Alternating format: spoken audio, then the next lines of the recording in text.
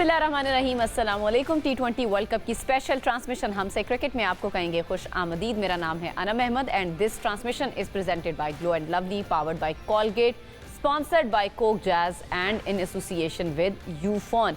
Super 8 मरहले की सनसनीखेज और ज़बरदस्त किस्म के मुकाबले चल रहे हैं, जहां तमाम टीमें सेमीफाइनल तक रसाई के लिए एक दूसरे को हराने के लिए तुली हुई हैं, पुरज़्म है। पाकिस्तान भी अपना जो पहला मैच है इस ग्रुप स्टेज से आगे का यानी सुपर 8 का, वो बारिश की नज़र हो चुका है और दोनों टीमों को एक एक पॉइंट मिल चुका था। लेकिन आज पाकिस्तान का दूसरा इम्तिहान है, यानी इंग्लैंड से कैंडी के मैदान में मद्दे मुकाबिल होगा पाकिस्तान। और ये मैच दोनों टीमों के लिए बहुत ज़्यादा इंपॉर्टेंट है, जीतना बहुत ज़्यादा ज़रूरी है, क्योंकि इंग्लैंड अपना पहला मैच जीत चुका है, वो जीते हुए मोमेंटम के साथ आ रहा है, श्रीलंका को वो हरा चुका है।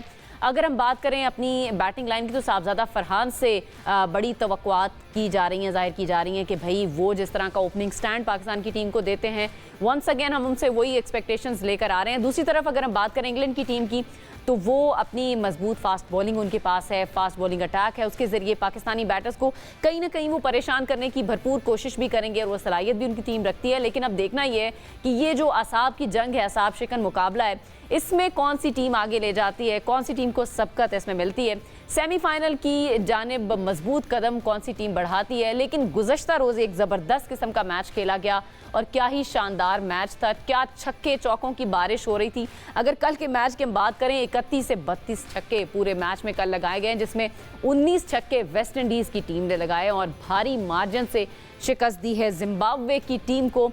वेस्ट इंडियन छाए रहे पूरे मैच में, जिस तरह की उनकी कल बैटिंग थी तो बस वो देखने लायक थी बैटिंग। तो बाकी टीम्स को कितना डर होना चाहिए। अब वेस्ट इंडीज़ के कल की परफॉर्मेंस के बाद इंडिया का क्या सिनेरियो बन सकता है, इफ्स एंड बट्स मज़ीद बढ़ गए हैं। ये वही सिनेरियो जो पाकिस्तान के लिए नॉर्मली हम देखते हैं। अगर ग्रुप 1 की मैं पॉइंट्स टेबल की बात करूं तो बड़ा इंटरेस्टिंग हो गया। वेस्ट इंडीज़ पहले नंबर पर है और इसमें इनका जो नेट रन रेट है +5.35 हो गया है और 2 पॉइंट से ज़ायरा एक मैच खेला और एक जीता है। साउथ अफ्रीका उनका नेट रन रेट +3.80 है और तीसरे नंबर पर आता है इंडिया, जिन्होंने अपना पहला मैच हारा है और -3.80 का नेट रन रेट इंडिया का है। उसके बाद जिम्बाब्वे ज़ाहिर है उनका भी -5.35 का नेट रन रेट है। तो इंडिया के लिए और जिम्बाब्वे के लिए ज़ाहिर मुश्किलात बढ़ गई हैं। सारे मामले पर बात करने के लिए हमारे साथ मौजूद हैं क्रिकेटर अजहर महमूद और इसके साथ साथ स्पोर्ट्स एनालिस्ट सैयद मोहम्मद ओवैस, दोनों स्टूडियोज़ में हमारे साथ मौजूद हैं। आप दोनों को वेलकम करेंगे। अस्सलाम वालेकुम। वालेकुम अस्सलाम। क्या हाल है? वालेकुम अस्सलाम। आप ठीक हैं? बिल्कुल ठीक है। इसके साथ साथ हमें हमारा आपके साथ मैच है ना, उस्मान भी ज्वाइन करेंगे। अच्छा। उस्मान खान भी हमारे साथ मौजूद है। अस्सलाम वालेकुम ओवैस। उस्मान, आपको भी वेलकम करेंगे। वालेकुम अस्सलाम। ऑल राइट जी, इससे पहले कि हम पाकिस्तान वाले मैच पे जाएं, जो कल वाला मैच है, मैं चाहूँगी हम पहले उसको डिस्कस कर लें। क्या ज़बरदस्त अजहर भाई कल मैच, छक्के चौके, ऐसा लग रहा था बारिश आसमान से हो रही है। ज़बरदस्त मैच था। प्रेडिक्शन क्या थी कल की? प्रेडिक्शन आपने, जाहिर है हमने वेस्ट इंडीज़ की, सबने मेरे ख्याल से सबने ही वेस्ट इंडीज़ की प्रेडिक्शन नहीं मैंने वेस्ट इंडीज दी। वेस्ट इंडीज़ मेहरबानी नहीं, ज़बरदस्त वेस्ट इंडीज़। मैंने पहले भी जैसे बात की, मैंने कहा था कि जिम्बाब्वे अपसेट कर सकती है। बस फिर आपसे हम जरा हिसाब लगे लेते हैं आपकी तरफ आके। जिम्बाब्वे ने आपको अपसेट कर दिया। नहीं वो देखें, वेस्ट इंडीज़ को आप राइट ऑफ नहीं कर सकते। जो उनकी टीम है, अगर आप उसमें देखें कि प्योर पावर आपको जो है ना, टॉप से लेके नंबर 9 तक आपको एक पावर नज़र आती है। अगर आप उसमें देखें, अभी ब्रेंडन किंग को देखें, शाई होप्स एक ऐसा प्लेयर है कि जो क्रिकेटिंग शॉट खेलता है, लेकिन उसके अलावा Hetmyer, if when he is on song, very difficult to stop. उसके बाद पावल हैं, रदरफोर्ड हैं, शेपर्ड हैं, यू नेम इट। मतलब ये 5 पावर हाउस है, ऑल 5 ऑफ दम।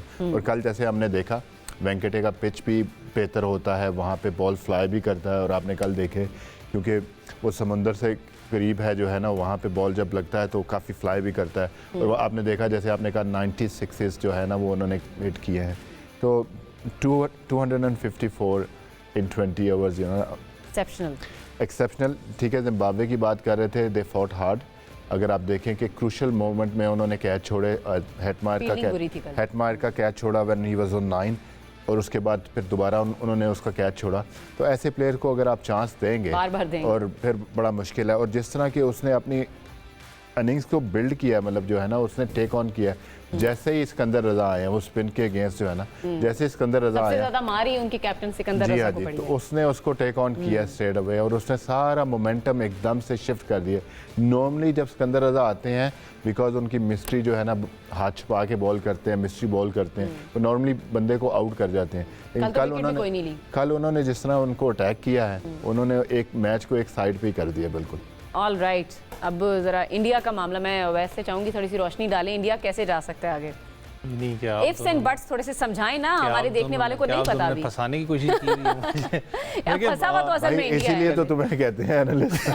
तो बताओ सिनारियो देखिए, बताओ। तजिया दें जरा अपना। कल भी क्योंकि मैं जिस वक्त वेस्ट इंडीज़ का मैच था तो उससे पहले मैं थोड़ा सा सुन भी रहा था, इंडियन जर्नलिस्टों को बड़ा लगे हुए थे कि ये बड़ा इंपॉर्टेंट मैच है कि वेस्ट इंडीज़ अगर कुछ भी करके हार जाए तो हमारा कोई ना कोई रास्ता वो खुल जाए। तस्वीर लेके बैठे हुए वहाँ लेकिन पे। जितना आपका -3 पॉइंट समथिंग का इस वक्त नेट रन रेट है, मुश्किल होगा, क्योंकि आपने अगर दोनों मैचेस भी इंडिया फॉर एग्जाम्पल जीत जाता है, फिर सारा निसार उनका होगा south Africa versus West Indies match पे। और अगर वेस्ट इंडीज वो हार जाता है मैच, फॉर एग्जांपल की मैं बात कर रहा हूँ, लेकिन जितना उनका इस वक्त प्लस पॉइंट पे वो चले जा चुके हैं, तो आपका फिर नेट रन रेट पे बात आ जाएगी, जो कि फिर भी मैं बात करूं, इंडिया इस वक्त बहुत पीछे है। इंडिया बाहर ही तो समझे ऑलमोस्ट हम। आप समझ जाएंगे इंडिया इस वक्त टूर्नामेंट से बाहर हो चुका हुआ है। सब ज्यादातर मैं क्या ना कि ये 2 मैचेस इस वक्त इंडिया के आ रहे हैं, उनकी नजरें तो जरूर होंगी कि दोनों मैचेस अच्छे नेट रन रेट से जीते, कि खाली जीते नहीं, कम से कम आपको 107 125 के अपना, अगर आप चेस की बात करते हो तो आपको कम से कम 125 रन से अपना आपको जीतना पड़ना है वो मैच, अगर आप बात करें डिफेंड करते हुए टोटल। अब ऐसा हो नहीं सकता, लेकिन वो इतनी हो नहीं कमजोर सकता, टीमें तो है मुश्किल है। नहीं। वेस्ट इंडीज लेकिन वेस्ट इंडीज का एक मसला जरूर है, मुझे पता है कल परफॉर्म किया है, अभी हेटी की बात हो रही थी, अगर आप इनके पूरे, अगर वेस्ट इंडीज के इस वक्त तक आप ब्रेकडाउन निकालें इस पूरी सिनेरियो का, तो इनके टॉप 5 जो बैट्समैन है उन पे ज्यादा रिलाई करती है वेस्ट इंडीज। स्पिन हैवी जाती है, उनके पास अकील हुसैन मौजूद है, मोती की बात करें, स्पिन है उनके पास तगड़ा है, पेस बैटरी की बात करें, सारी चीज़ों को टेक करते ज़रूर हैं। लेकिन कहीं ना कहीं अगर ये टॉप 5 की बात करूं, खास करके जब हेटी की कल बात हम कर रहे हैं, कि कल जिम्बाब्वे का मसला ये था कि आपने इतनी मिसफील्डिंग की है, आपने बॉलिंग राइट हिट अपना जो टारगेट होती है उन्होंने उसको चांस आपने ज्यादा नहीं किया, दिए, इसलिए रन इतने बन क्योंकि गए। जिस वक्त अर्ली ऑन ब्रेक थ्रू मिला तो मुझे लगा कि भाई नहीं मसला होगा इनको टैकल करते हुए, क्योंकि जिम्बाब्वे अच्छा एक आ रहा था सुपर 8 के अंदर से होके। लेकिन कल जिस तरीके से अगर हम बात करें, क्योंकि आपका मेन प्राइम बॉलर इस वक्त सिकंदर रजा ही है, हिटमार ने जितनी शॉट्स खेली आप देखो, ज्यादा उसने मिड विकेट एरिया को टारगेट किया या उसने लॉन्ग ऑन बाउंड्री को ज्यादा टारगेट किया। अगर आप उसका थोड़ा सा ऑफ साइड की बात करें, मैंने नहीं देखा कि उनको कहीं ना कहीं जो एक प्लान होता है ना, आप उसको एक प्लान करके आउट करते हो, ज्यादा प्रेशर के ऊपर ज्यादा जिम्बाब्वे आपको नजर आया, क्योंकि जितनी फ्री फ्लो उनको रन्स कल मिले हैं तो जिम्बाब्वे 3 आपको ओवर्स में बैकफुट पे 52 रन्स पड़े था। लेकिन सिकंदर फिर मैं रजा कह रहा हूँ ये को। ज्यादा रिलाई करते हैं अपने टॉप 5 पे। मैं फिर वो बात कहूंगा कि अगर ये जल्दी आउट हो जाते हैं 3 ऊपर के प्लेयर्स, जो प्रेशर किस तरीके से एक बिल्डअप इनिंग्स होती है मिडिल ऑर्डर के अंदर आके, अभी तक इन्होंने वो नहीं सीखा इस टूर्नामेंट में। आज तो अच्छी वहाँ बातें पर कर टेस्ट लें, आज होगा। तो उन्होंने सेकंड बेस्ट स्कोर बना दिया देखिए वो T20 का। उनका जो आप बात कर रहे हैं ना, डेफिनेटली हम बात कर रहे हैं जी टॉप 5 की, तो भाई एज अ बैट्समैन अगर आप खेलते हो तो टॉप 5 टॉप 6 का ही काम है कि वो आपको रन बना के दें। बैटर्स तो वहीं पे ही इट्स नॉट लाइक अस के जी हम करें कि जी हमें फ़हीम 9वें पे आके मैच जितवा के देगा। तो उसमें अगर आप डेप्थ देखें ना, मैथ्यू फोर्ड भी बैटिंग कर सकता है, होल्डर भी बैटिंग कर सकता है, और जिस तरह कल होल्डर ने भी खेल रहा है, तो आप अगर इस चीज़ में इसमें मैं अगर थोड़ा सा देखूँ ना, तो सैमी की जो क्वालिटी थी उसने इस टीम को फिर इकट्ठा कर दिया। जब वो कप्तान थे तो उसने इस टीम को इकट्ठा किया और वो वर्ल्ड कप जीते। अभी उन्होंने दोबारा, अब देखें हेटी जो है इस वक्त, उससे पहले ही वो टीम से बाहर था, उसको लेके आए। नॉर्मली हेटी जहाँ पे भी खेलता है वो 5 नंबर खेलता है, वो उनको नंबर 3 खिला रहे हैं कि उसका इम्पैक्ट कितना ज़्यादा क्रिएट हो। तो अगर आप उसको देखें कि वहाँ पे आप देखेंगे ना, तो उसमें आपको नज़र आएगा right hand left hand, right hand left hand. आप अगर देखें कि कहीं पे भी वो फंस नहीं सकते। उनके स्ट्रोक प्लेयर जो है ना, रदरफोर्ड आई थिंक वो इतना अच्छा ऑफ स्टंप का प्लेयर है, अगर आप देखो कि कैसे आराम से वो कवर के ऊपर छक्के मार लेता है। तो अगर आप उनकी ओवरऑल देखो, एक चीज़ जो हमेशा मुझे लगती थी कि इनकी बैटिंग, जिस दिन ये बैटिंग चलेगी, ये किसी भी बॉलिंग के खिलाफ जो है ना, ये आपके स्कोर बहुत करेगी। खतरनाक साइड स्पिन है। पे ये फंसते हैं, स्पिन पे फंसते हैं, पिच ऐसी सिचुएशन जहाँ मिले जहाँ स्पिन हो वहाँ पे ये फंसते हैं। अगर इस वक्त आप इनकी बॉलिंग लाइनअप भी देखें ना, तो वो बॉलिंग लाइनअप भी उतनी ही अच्छी है। होल्डर, उसके बाद उनके पास 2 स्पिनर, ठीक है, अकील हुसैन आप विद द पावर प्ले जो है ना, नया बॉल, उसके बाद मोती जिस तरह के कल उन्होंने बॉलिंग की, वो तो outstanding थी। मतलब एक्सीलेंट जो है ना, उसका बॉल ग्रिप होता है, he is a wonderful bowler. और उसके साथ जो है जोसेफ जो है रॉ पेस, कल हमने देखा उन्होंने रैपिड बॉलिंग की। ये जो लेंथ पे उन्होंने बॉल मारे हैं, ठीक है, इन द एंड जो है ना उनको रन्स भी हुए रन्स पड़े हैं, उनको। उन्होंने पेस यूज़ की है, लेकिन दैट शोज के जी उनके all the boxes are ticked. तो ये सबसे हम कह सकते हैं कि वेस्ट इंडीज़ की टीम इस वक्त दोनों ग्रुप्स को मिलाकर सबसे खतरनाक टीम जो है वो इस वक्त लग रही है, जितना वो मार धाड़ कर रहे हैं सामने वाली टीम को। सारे मैचेस जीते हैं Exactly, अभी तक सारे मैचेस जीते हैं। वर्ल्ड कप से पहले इसको किसी ने इस पे बात नहीं की थी, लिटरली हम भी अगर बैठे हमने इसके ऊपर बात नहीं की Underrated थी, थी कहीं ना कहीं, और कोई एक्सपेक्ट नहीं कर रहा था। यहाँ की कंडीशन में अभी आप देखें, वर्ल्ड कप से पहले ये साउथ अफ्रीका में खेले, साउथ अफ्रीका में हार के आए, लेकिन देखिए क्या हुआ कि वो अच्छी टीम के खिलाफ खेले साउथ अफ्रीका में, ठीक है। जो उनकी कमियां थी, जो उनकी थी, ठीक है, वो पिचेस इनको सूट नहीं करती, जहाँ पेस एंड बाउंस होता है, वेस्ट इंडीज़ के प्लेयरों को सूट नहीं करता। लेकिन इस टीम को अगर आपने पकड़ना है तो आपकी जो प्लानिंग है, आपकी जो एग्जीक्यूशन है सर्टन प्लेयर्स के खिलाफ, वो आपको करनी पड़ेगी। उसके बगैर जब अगर ये ऑन फायर होंगे तो फिर you can't stop them. Exactly Azhar भाई, जब ये टूर्नामेंट शुरू हुआ तो सारे क्रिकेट जो पंडित है वो बैठ के तज्जिया कर रहे थे, और इंडियन साइड पे भाई इंडिया सबसे बड़ी टीम होगी, ऑस्ट्रेलिया बड़ी टीम होगी। उन दोनों ने आपको सरप्राइज किया है, इन दोनों टीमों ने। ऑस्ट्रेलिया तो खैर शुरू में ही बाहर हो गई, फिर अफगानिस्तान भी बाहर हो गई, तो इंडिया ने भी कुछ खास नहीं किया, फिर इंग्लैंड की भी कोई उतना परफॉर्मेंस नहीं नजर आई हमें। तो ये बहुत सारे सरप्राइजेस हमें इस वर्ल्ड कप में मिले। उस्मान की तरफ चलते हैं। उस्मान, अब आप आ जाएं अपनी प्रेडिक्शन पे। आपने कल कहा वेस्ट इंडीज नहीं सॉरी जिम्बाब्वे जो है वो कोई अपसेट कर सकती है, जरा इसको तो एक्सप्लेन करें, आपको इतना कॉन्फिडेंस क्यों था जिम्बाब्वे पे?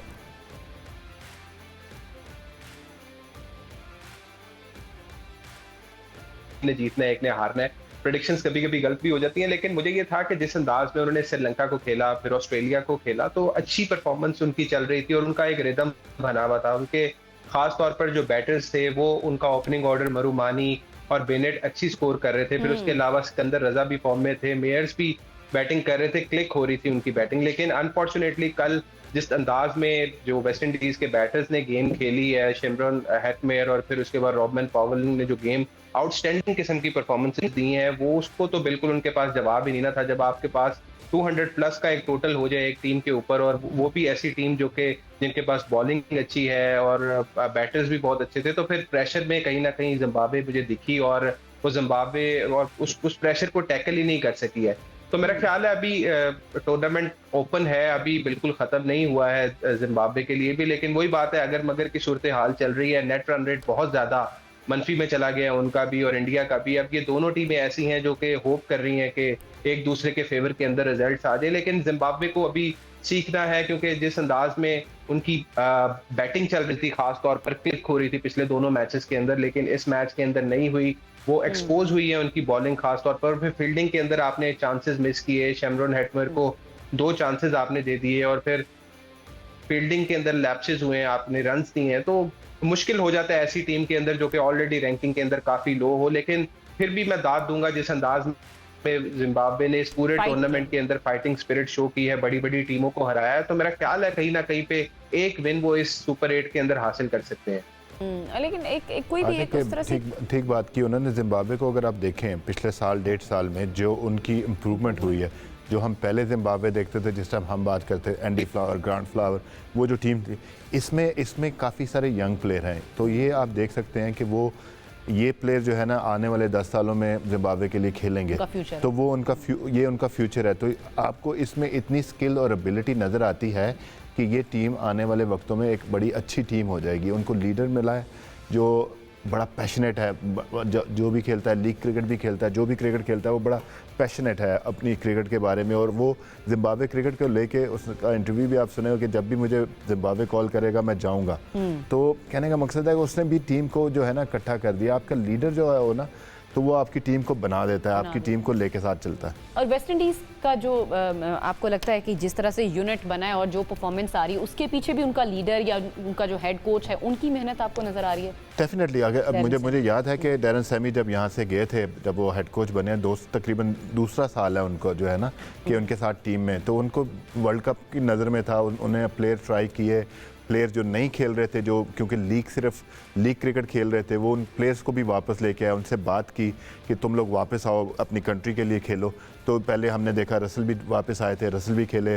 उनके उसमें जो है ना जो लोग बाहर थे, जिनका प्रॉब्लम क्रिकेट बोर्ड के साथ चल रहा था, वहाँ पे भी मसले हमारे वाले ही हैं। फाइनेंशियल प्रॉब्लम्स है जिसकी वजह से लीग ज्यादा खेलते हैं, प्रेफर करते हैं। जी हाँ, और उसमें जो है ना रिस्पेक्ट का भी चक्कर होता है और ये प्लेयर चाहते हैं कि रिस्पेक्ट हो, लेकिन डैरेन सैमी क्योंकि वो इनके कप्तान भी रहे हैं, वो सारा उनको पता है कि कैसे करना है, तो I think he is doing a wonderful job. Credit उनको जाता है। आपको याद हो अजहर भाई कि डैरेन सैमी के नाम पे एक स्टेडियम भी है वेस्ट इंडीज़ के अंदर। आपको याद हो कि शायद डैरेन सैमी को बैन किया गया था क्रिकेट में, तो लोगों ने एहतजाजन तौर पर, I don't know West Indies का किसी के साथ मैच था, स्टेडियम में लोग नहीं आए थे मैच देखने के लिए। इस वक्त अगर जितना उनके, क्योंकि वहाँ पर जैसे अजहर भाई बात करें कि एक तो इन्फ्लुएंस बहुत ज़्यादा है क्रिकेट वाले मामलात में, पॉलिटिकल भी है, बाकी चीज़ें भी हैं। इनके ज़्यादातर लड़के एक साथ तो रहते नहीं क्योंकि डिफरेंट आइलैंड्स पे रहते हैं। जब वेस्ट इंडीज़ क्रिकेट होती है तो सारे इकट्ठे होते हैं, यूनाइट होते हैं। आप लीग क्रिकेट की बात करें, ज़्यादा लड़के इनके इसलिए ज़्यादा लड़के मुल्क छोड़ के लीग क्रिकेट का जो कोपैक डील थी जोनसी उसको साइन करके वहाँ पर चले गए थे। लेकिन जब आप ख़ास करके डैरेन सैमी की बात करते हैं, चाहे एज अ कैप्टन, आपको याद है जो वर्ल्ड कप वो जीते थे, चाहे एज अ लीडर की बात करें, इसने बहुत ज़्यादा काम किया, खास करके आपकी यूथ क्रिकेट के ऊपर। जो ये स्ट्रक्चर था ना उसको खड़ा करने में इसका बहुत बड़ा हाथ है। साल 2 के अंदर आप देखो वेस्ट इंडीज़ टीम को लेके कहाँ गया है, क्योंकि हमारे यहाँ एक मसला ज़रूर होता है कि अगर आप हमारा जो मसला है ना वैस, वो हमने बाद में डिस्कस करना है, वो उससे पहले ब्रेक आ गई है, वो वाला मसला पहले देख लेते, एक ब्रेक की तरफ जाते हैं।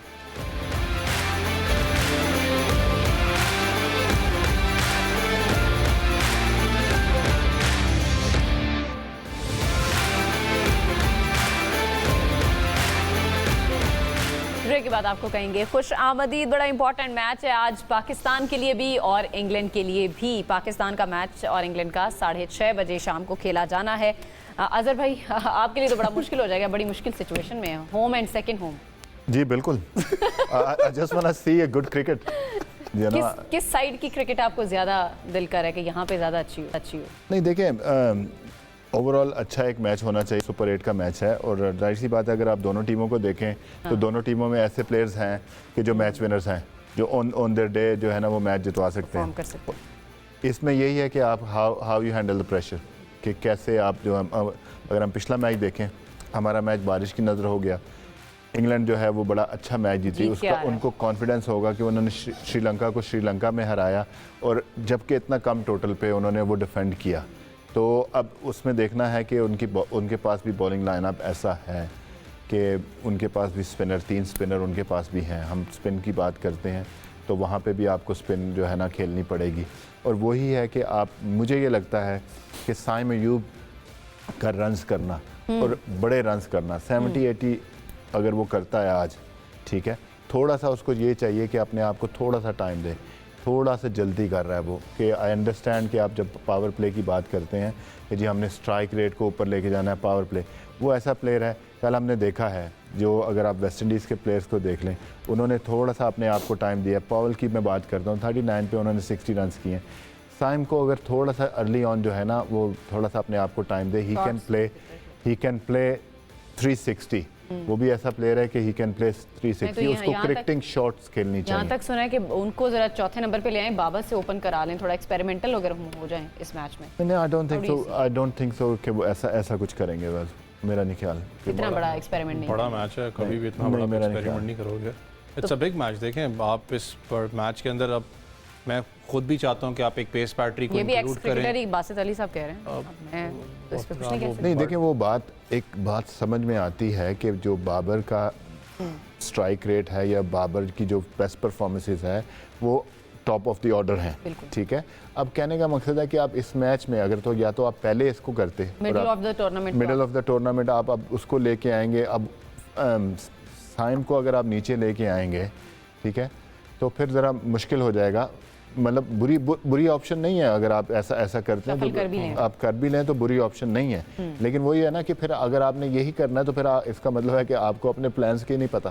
फिर पैनिक बटन दबा हुआ है, सामने वाली टीम को यही मैसेज जाएगा अगर हम इस तरह की चेंजेस करते हैं। देखिए आप जितने ज़्यादा इसको चेंजेस करेंगे डेफिनेटली वो चीज़ होती है, वो आपके अगेंस्ट भी जाएगी। मैं खुद भी अभी चाहता हूँ कि आपके पास एटलीस्ट एक पेस बैटरी, जनरल पेसर तो होना चाहिए इस टीम में। नसीम शाह की अगर बात करें, कल खबर भी आ रही थी, लेट्स सी उस पर क्या बनता है। लेकिन जितना न्यूजीलैंड के खिलाफ जो टीम आपने अनाउंस की थी, आई गेस मोर ऑफेंट यही टीम आपकी खेलने वाली है। इंपॉर्टेंट आपका ये है कि अगर आप दोनों टीम्स को कंपेयर इस वक्त करते हो, चाहे इंग्लैंड हो चाहे पाकिस्तान हो, उनका टॉप ऑर्डर परफॉर्म उनका भी नहीं कर रहा, हमारा भी नहीं कर रहा। वहाँ पर फिल सॉल्ट की बात करें वो परफॉर्म कर रहा है, यहाँ साहबजादा कर रहा है। बटलर की बात करें वो फॉर्म में नहीं है। साइम अयूब जैसे अभी अजहर भाई ने कहा वो परफॉर्म नहीं कर रहा। बैथल उनके पास बहुत अच्छा लड़का मौजूद है तीसरे नंबर पे।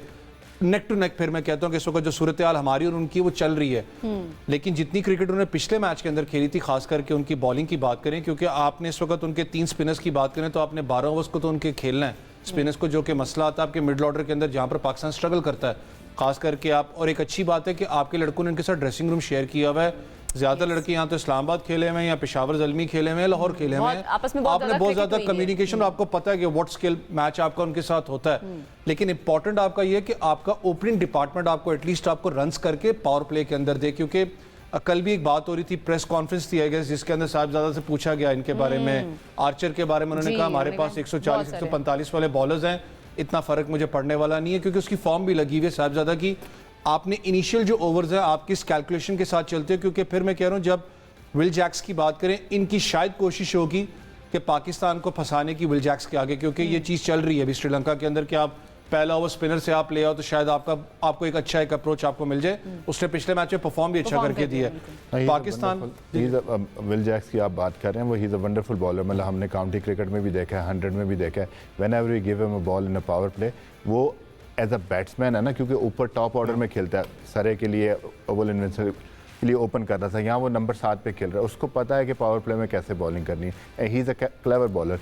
और जो आपने साहबजादा की बात की अगेंस्ट आर्चर, ठीक है, आर्चर के पास पेस एंड बाउंस है, तो साहबजादा जो है ना क्रॉस पैटेड शॉट जो अर्ली ऑन खेलते हैं, आई नो कि आपने ये बात बोली है, वो भी आएगा, हार्ड आएगा आपके ऊपर के आपने ऐसी बात बोली है, तो वो थोड़ा सा उसको अगर देख लें तो वो शॉट अर्ली ऑन ना खेलें जब पिच के पेस और बाउंस से आपको अंदाज़ा हो जाए, फिर अदरवाइज वो he can make him trouble. ये बड़ी आपने इंपॉर्टेंट बात की, क्योंकि साहिबजादा का इशू ये रहा है अर्ली ऑन जब आप बात करते हो, खास करके शॉर्ट पिच डिलीवरी की, जो कि थोड़ी सी विथ अप जब आपको मिलती है, उनकी कोशिश होती है कि आप क्योंकि अग्रेसिव अप्रोच के साथ ये वाला स्टेटमेंट देना ही नहीं चाहिए। नहीं देखें, आप ऑब्वियसली अपने कॉन्फिडेंस तो दिखाते हो, वो कॉन्फिडेंट है, वो स्कोर रन्स कर रहा है, आप हमेशा आप पॉजिटिव आते हो दूसरी टीम के ऊपर, क्योंकि साइकोलॉजिकली तो आप चलते हो चीज़ों पे। लेकिन इंग्लैंड की एक चीज़ है कि अगर आप पिछले मैच को, मुझे पता है लोग ज़रूर कंपेयर करें, शायद अजहर भाई भी इस पर एग्री करें, इंग्लैंड ज़रूर जीता है लेकिन कोई आउटस्टैंडिंग नहीं था। बॉलिंग यूनिट आपकी अच्छी थी, लेकिन श्रीलंका ने बहुत गलत खेला था। अच्छी क्रिकेट नहीं आप खेली, बैटिंग ऑर्डर की बात करें, उनका बैटिंग ऑर्डर भी पूरा शफल हुआ था, बहुत सी कंफ्यूजन थी, श्रीलंका ने कोई अच्छा नहीं खेला। यहाँ पाकिस्तान को पकड़ सकता है। बेहतर है कि आपका क्या बॉलिंग ऑप्शन होगा, स्पिन बॉलिंग ऑप्शन आपकी क्या, लेकिन बैटिंग फिर मैं कह रहा हूँ आपको मैच जितवाएगी। हमें बैट्समैन के ऊपर ज्यादा रिलाई करना, बहुत ज्यादा रिलाई करना होगा। अच्छा उस्मान, थोड़ा सा ये बताएं कि सेमीफाइनल का शेड्यूल कुछ तब्दील हुआ है, क्या तब्दीली इसमें हुई है और वजह क्या है इस तब्दीली की? देखें, एक तो पाकिस्तान पहले ही श्रीलंका के अंदर अपने मैचेस खेल रहा था, और पाकिस्तान अगर टीम सेमीफाइनल तक जाती तो कोलंबो के प्रेमदासा में मैचेस होने थे, लेकिन अब आईसीसी ट्वीक कर रहा है, इसके अंदर चेंज कर रहा है स्केड्यूल के अंदर, और सेमीफाइनल अगर श्रीलंका की टीम भी पहुंच जाती है सेमीफाइनल के अंदर किसी ना किसी तरीके से, और उनका इंडिया से मैच नहीं होता, तो फिर उनका भी मैच इधर कोलंबो के अंदर होगा। तो मोस्ट प्रोबेबली प्रेमदासा के अंदर श्रीलंका को भी अब ये अपॉर्चुनिटी दी गई है, क्योंकि श्रीलंका की होम टीम थी, उसने अपने सारे मैचेस यहाँ श्रीलंका में ही खेले थे, लेकिन पहले इब्तदाई तौर पर सेमीफाइनल इंडिया के अंदर रखे गए थे। सिर्फ पाकिस्तान को एक एग्जेम्पशन थी कि अगर पाकिस्तान सेमीफाइनल में पहुंचता है तो प्रेमदासा में मैचेस होंगे। तो अब श्रीलंका को भी एक ही अपॉर्चुनिटी मिल रही है कि अगर वो टीम उनकी आगे जाती है सेमीफाइनल तक, और अगर उनका इंडिया से मैच नहीं पड़ता तो फिर सेमीफाइनल इधर श्रीलंका में ही होगा। इंडिया से मैच पड़ने का कोई इम्कान तो नहीं है, दोनों टीम्स ही ऑलमोस्ट बहुत नेट रन रेट में बहुत नीचे चली गई हैं। बहरहाल जी, अच्छा बिल्कुल ऐसे ही है, क्योंकि जी उस्मान बता रहे हैं आप कुछ? नहीं आप कंटिन्यू। अच्छा, मैं गेम प्लान के बारे में, अजहर भाई हमें शुरू से ही बॉलिंग यूनिट हमारा, उसमें क्या हमारी प्लानिंग होनी चाहिए, कैप्टनसी में हमें कौन से लूप होल्स हैं जो पिछले मैचेस में हमने जो गलतियां की हैं, खासतौर पर इंडिया वाले मैच में, जो हम यहाँ रिपीट करना अफोर्ड नहीं कर सकते?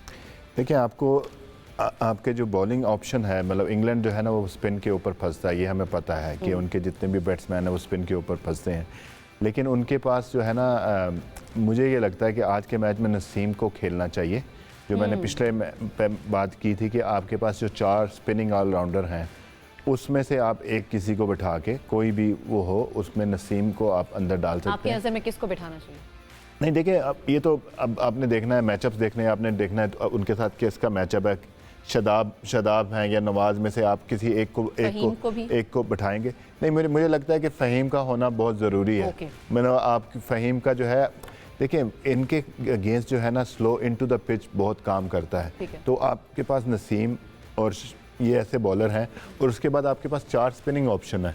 तो कहने का मतलब आपके पास अगर फास्ट बॉलिंग का काम हो रहा है तो आपके पास 12 ओवर फास्ट बॉलिंग के हैं, और अगर आपका स्पिन का है तो आपके पास ऑलरेडी 16 ओवर्स तो स्पिन के मौजूद होंगे। तो शाहीन का ऑप्शन नहीं है फिर नसीम को ही हम देखें कि अगर जी जी fast इस bowling में वक्त इन करेंगे तो देखें आपके पास अगर सलमान मिर्ज़ा हैं एक लेफ्ट आर्मर है तो आपके पास राइट आर्मर जो आ जाएगा तो वो ज़्यादा बेहतर ऑप्शन हो जाती है कि आपके पास डिफरेंट वैरायटीज़ हो जाती हैं। राइट हैंड लेफ्ट हैंड की डिफरेंट एंगल है, क्रीज में आप क्रीज को कैसे यूज़ करते हैं। तो हमारे लिए बहुत इंपॉर्टेंट होगा कि 7 to 15 ओवर्स हम कैसे खेलते हैं विद द बैट। ठीक है, मैं जो बात कर रहा हूँ कि ऊपर से हमारा अगर स्टार्ट होता है, साइम अगर लंबे स्कोर करता है या साहबजादा फरहान करता है, तो फिर भी हमें देखना होगा कि हमारे 7 to 15 ओवर्स हम कैसे खेलते हैं। बिकॉज अगर आप देखें हमने जो वेस्ट इंडीज़ की देखी वो पावर जो बाउंड्री हिटिंग वाली है वो हम लैग करते हैं इसमें। तो हमें इस पीरियड में हमारा रोटेशन ऑफ स्ट्राइक बेहतर होना चाहिए, हमारी रनिंग बिटवीन द विकेट बेहतर होनी चाहिए, हमारी डॉट बॉल परसेंटेज कम होनी चाहिए इस पीरियड में, क्योंकि हमारे पास वो वाली पावर नहीं है कि हम जाके सिर्फ छक्के ही मारें। तो ये हमें करना पड़ेगा 7 to 15। वेस्ट इंडीज की तो पता नहीं बैट कहाँ से बने हैं, कोई लोहे के बैट बने हैं जिस तरह से कल पावर हिटिंग उन्होंने की है, जो छक्के लगे हैं जो चौके लगे हैं, कोई समझ नहीं आ रही थी। यही सवाल लोग शायद अफरीदी से भी किया करते थे, भाई आपका बैट किस चीज़ का बना है। पिच पे ना जो कल का पिच था उस पे बॉल अच्छा बल्ले पे आ रहा था, तो आपका बैट जब आप हिट थ्रू द लाइन कर सकते हैं। श्रीलंका में हमने देखा है कि ऐसी चीज़ें नहीं हुई। श्रीलंका में सिवाय जो श्रीलंका ने चेस किया था ऑस्ट्रेलिया के खिलाफ, वो पिच एक ऐसा था कि जहां हिट थ्रू द लाइन लगा था और आपने देखा कि उन्होंने 2 ओवर पहले गेम फिनिश कर ली थी। It's all depend on assessing the condition कि आप पिच की क्या डिमांड है, कि पिच पे बॉल फंस रहा है, आया 180 इज इनफ और 200 इज इनफ और 160 इज इनफ। तो आपने ये असेस करनी है। टारगेट्स बहुत बड़े बड़े बन रहे हैं और वैसे आप फिर बात करने लगे हैं, फिर मुझे ब्रेक की तरफ। अब मैं बताएं मैं क्या करूं, ब्रेक की तरफ ही चले जाते हैं, वापस आते हैं तो वैसे कल मैं छुट्टी करूंगा। ब्रेक की तरफ जाते हैं।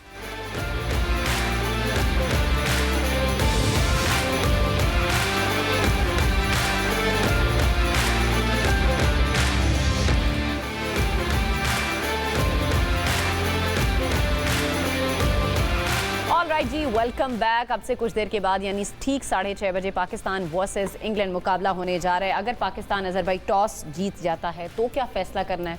जब टॉस हार जाएंगे फिर तो हमारे उधर जाएं, पहले दो दफा हो चुका है। चले वैसा आप बता दें, पहले टॉस जीते तो क्या करना है? मुझे डॉक्टर ने मैसेज किया ना बोल। अब टाइम देखिए, पहले ही बड़ा शॉर्ट है, जल्दी बता दें। देखिए फॉर मी फिर मैं कहूँगा मुझे स्ट्रेंथ पे जाना है। मुझे पता लोग तो क्रिटिसाइज करने स्टार्ट हो जाते हैं कि पाकिस्तान यार विकेट ऐसी है, आप विकेट्स को भी देखते हो, लेकिन मैं अपनी फिर स्ट्रेंथ पे जाऊँगा। जो मेरी इस वक्त स्ट्रेंथ वो बॉलिंग लाइनअप है।